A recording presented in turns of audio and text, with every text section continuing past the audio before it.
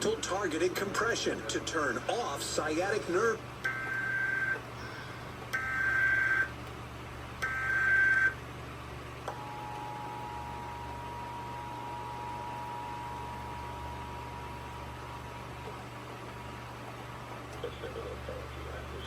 I'm not hearing that nonsense.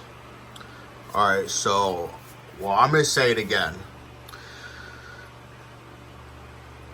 The New Jersey Office of Emergency Management is conducting the test of the emergency alert system.